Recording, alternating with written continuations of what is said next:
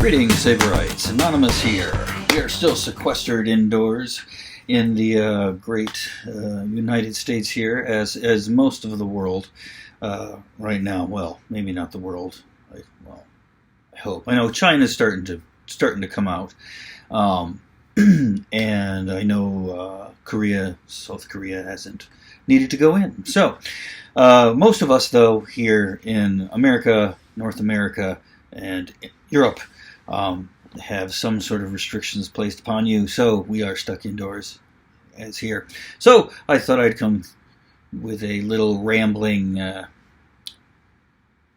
vlog, as it were, and that. And speaking of vlogs and that kind of thing, I know I've been neglecting the blog of late, but these videos will go up there as well. So if you're following that, stay tuned there. And if you're not following, I'll leave a link in the description for anybody that wants to check it out, because you'll see some of my translation work up there, news and opinion pieces and informational pieces on everything from martial arts, kung fu, and history, and all kinds of things. So we'd love to have you. Anyway, why am I here right now? So I was having a conversation with a colleague a while ago, and it brought up an interesting question. We were discussing the different rule sets, and right now there are just such an enormous explosion of different rule sets here, there, and the other that we couldn't have imagined. When we started in 2012, we were the only ones kind of doing any of this stuff, so we were trying to convince people to get into the sporting aspect of it. Now that seems to be the dominant form of the hobby, which for us is fun. It's great. We like that. That's why we got into this. As you know, recently we had our French contingent worked with the French Federation of Fencing to create a rule set for competition and sport over there, and we will be doing certifications in it here. Our first certifications were supposed to happen in May, but obviously this has all been thrown up in the air. We'll be doing an open one. We've got one planned for August, but we'll see what happens there.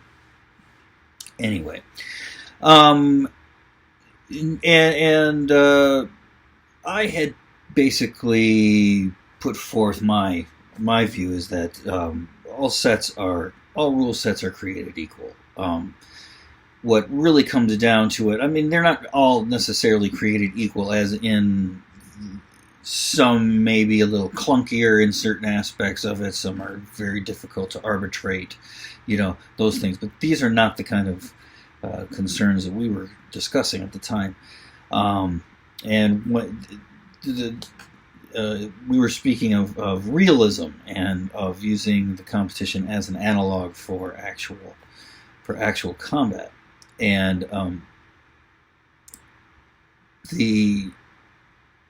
our view here is that all rule sets are valid. Like I said, we may have mechanical problems with some of them. Saying, well, this is difficult, this may be a little dangerous, we don't like this rule here, blah, blah, blah, blah, blah. But generally speaking, all rule sets are valid. They are just whatever you want to take on, and what's important to you in that aspect of competition, whether it's what kind of skill you're looking for, what kind of points you're trying to get people to create, and all of that. But one thing that comes up a lot with this is the aspect of realism. How real are these rule sets? And within the lightsaber community, we get this a whole lot. We get this is the most realistic rule set. This is the closest to the real thing that we can get, and everything like that. And the answer to the question of which one is the most real and which one is the most this, that, or the other is none of them. None of this is real. When you're doing a sport, when you're doing this stuff, the whole point of a rule set is so that you get over the one defining factor in actual weapon combat. and that is personal injury. When you are fighting with real swords or real weapons, the goal is to personally and irrevocably injure the other person, at least to the point where they can no longer fight and they are no longer a threat to you. Right? If you're talking about wartime, you're talking that on a large scale, but also on a small scale, soldier to soldier. Right? When we're doing sport, we're not trying to actually hurt the other person. We're trying to win. We're trying to gain dominance. We're trying to gain victory. We're trying to gain these abstract ideas of what we would think. And then, depending on where our mind likes to go, we may say, well, then, if in a real duel, this will be that, the other. There. Now, true. Most of these rule sets are there to try to simulate some manner of rule. Or some manner of reality in the rule. So, if you have, the obvious example is using doubles. Double hits happen. If you don't, you have to have some sort of system of dealing with the double hit. Either you totally ignore them and first come, first serve. Whoever hits the other person first gets the point, or gets the point value of whatever. Or you can do kind of where it's both people receive the hit and receive the same score penalty that they do either way. So you can do it that way. You can come up with a system of not counting the double, saying, okay, we're not going to count the double, we're going to either redo the point, all of that. Or you can come up with a system of priority, which is what we've been using with the FFE system. Now, all of these things are basically different solutions to the same problem. What do you do when the two fighters hit each other at the same time? Now, in reality, if they were really going at it in a life or death duel, right? Both people would take the hit, they would both take the damage. One may receive more lethal damage than the other. Okay, right? That may have an outcome have an effect on the outcome of that duel, right? If I get a cut in the arm and they get a cut underneath the arm, right there, the likelihood that they will bleed out before me is very, very high, right? Now, there's no reason to assign point values or to come in with this. And what's often said is there are no rules in actual combat. And it's not that there are no rules, meaning you have total freedom to do anything. It's that there's no arbitrator, and there's no arbitrary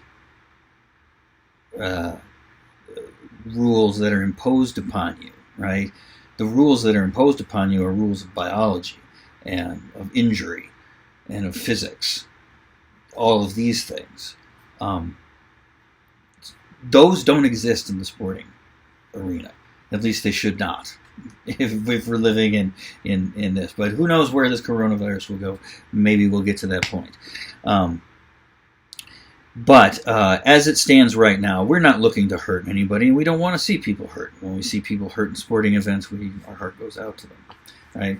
So you get this thing of well, we have to replace this injury mechanism with some other mechanism, scoring, weighting where you hit.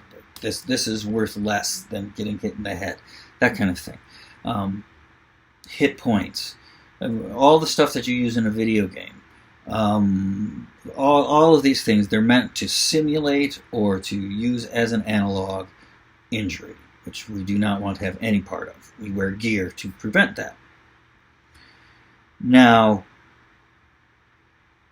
what can be said there is that, well, you can't take two rule sets which are very different and say that, well, they're equally valid and they're equally right and they're equally as realistic. One is going to be closer to actual combat than the other. Maybe. It depends on which two rule sets you're doing. Let's take the FFE set, which has a rule of priority. We put all of this stuff in. A lot of people see that as a very, very artificial thing. I'm going to do a video on just that thing as an opinion thing in a bit. Anyway, you take that and you take something like from Saber Legion or from some other kind of the basic martial arts, intuitive, whack 'em with a stick type of thing that you see done intuitively pretty much in many weapon arts. Take those two things and compare them. Which one is more realistic? Which one is this? Well, they're both going to have drawbacks. They're both going to have things that are different. And if you do take any two rule sets and compare them, you are going to there's going to be differences. Now some people are going to look at some things and it's going to look more like they think real combat is going to look like. Some things are going to feel like more combat to the people playing it than the people watching it. And all kinds of combinations in there. So which one is more? Can you put a value judgment on any of them saying they're more or less? And I say no. Like I said, they're all equally valid. You can criticize a rule set based on its mechanics, its gameplay, right? How spectator friendly it is, how exciting it is. How feasible it is to put on an event, and there's all kinds of those things that people weigh in their mind, even if they don't know they exist, right? People want an accessible rule set that can be done easily, right? But people also like a rule set which is fair and which has mechanisms for keeping fights from becoming unduly one-sided, and that kind of thing. It all depends on what the goal of the rule set is. But we shouldn't be thinking about them in that sense with each other, just as different animals. If we look at the HEMA community, every tournament seems to have its own rule set. And there may be those that see that as a drawback and complain about it a little bit, but in a way, it's a nice thing. It first of all keeps competitors on their toes. They can't settle into one game as easily as, say, somebody playing tennis or somebody playing a sport that has only one thing, or even if they're doing fencing or kendo, which has a much narrower berth of stylistic difference. Right? You still have the stylistic differences in it, but the sports are much more regulated, much more concise, and all of that. Whereas if you have a lot of different rule sets, now you're using a lot of different types of skills in different scenarios, depending on where you're fighting, who you're fighting, and what tournament you're in or event you're at. So here's where something kind of important comes in, and I'll also do a video on this one particular point, which is our training methods here at TPLA are martial arts, meaning our idea is that you can take our lessons and apply them to any context that you want, as long as you know that context very well and you know the limitations and boundaries of what the techniques can do, right? You can say, well, I can use this here, I can use this here, and I can use this here, right? So everybody can gain value from this stuff that's thing. This is the idea of having a kitchen sink approach to the martial art. You put everything in there, right? Even if you know most people are going to use like one or two things, right? But you have the whole array, right? That's part of my martial arts training in Mashitombe. And one of our principles is that, to train 10,000 to use but one, right? Yes, I understand that I'll probably not use the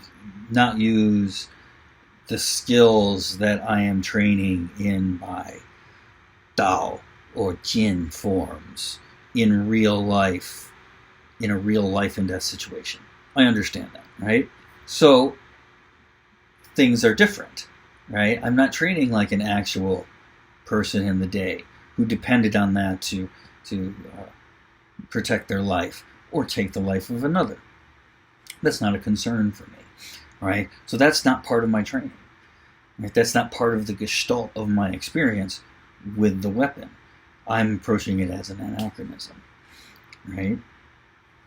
So you have all of these training methods, and they're all good for specific contexts and scenarios and all of that kind of thing. And even though you're going to be in a limited number of those scenarios, if you train or you create a system that has all of those included, then you have a large pool to grab from, right? You can also look at the way other people do it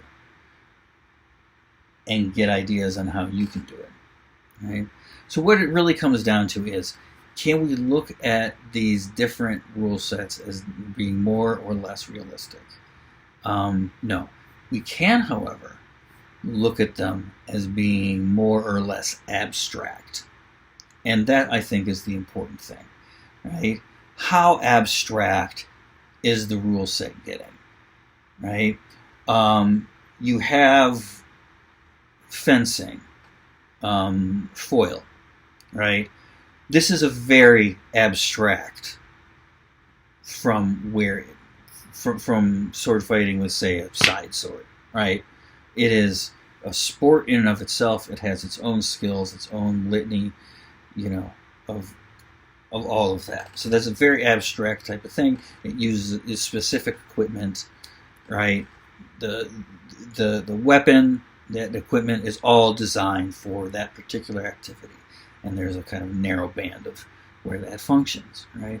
Then, yeah, you can get into the HEMA thing. You see that start to expand and all that stuff. But even that is going to have its elements of abstraction. Like we said, we have to abstract the idea of injury, right? So now, where that comes with us is, how much abstraction do you want in that? And what is the reason for that abstraction, right? Is it something that you can deal with, that you can learn to adapt to? And I feel that adapting to anything is a good exercise.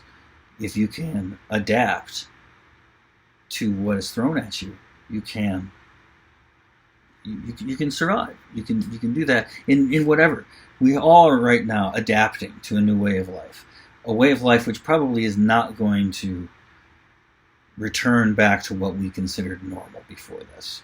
Right? So we all have to be prepared to adapt to that. And we're adapting day by day. So, anyway, the bottom line is, put it in the description and all of that. All rule sets are valid. Some rule sets are going to be more abstract than others. Right? And abstract from the reality of fighting. But all of them have some level of abstraction. And that's all we're saying, right? So feel free, do a lot of them. Do any that you can that you can get your hands on. You can compete in all these different tournaments, all these events everywhere.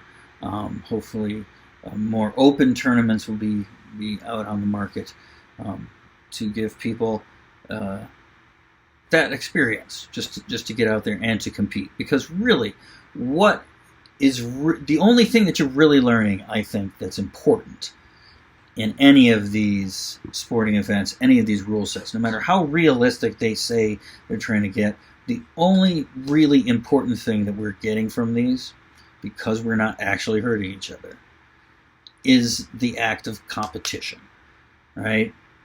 That act, the act of competing with another person, to put will against will, right? Whether it be in video games or in physical activity like sports, this contact activity, whatever. That's the important part. And whatever you're competing in is going to give you that competitive experience. And that competitive experience is going to help shade everything that you do, right? And it's going to give you tools that you can use in your everyday life very, very immediately. So it's something that we always try to encourage in people.